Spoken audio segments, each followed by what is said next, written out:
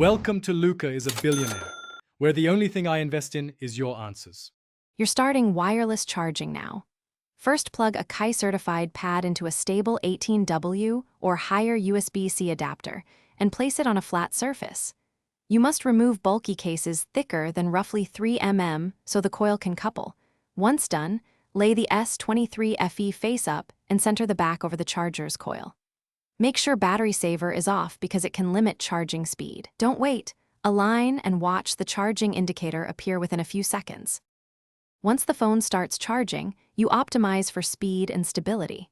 If you need faster wireless rates, use a charger that supports higher Qi power and confirm the adapter's wattage.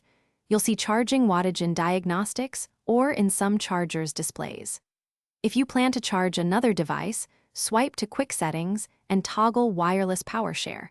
Place the receiving device on the phone's back with the displays aligned. Also make sure the phone isn't overheating.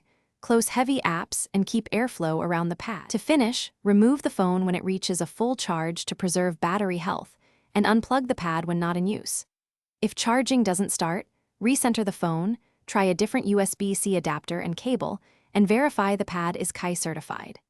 Make sure your S23 FE system software is current because firmware fixes coil communication. If reverse wireless charging fails, toggle wireless power share off and on. Then reboot the phone.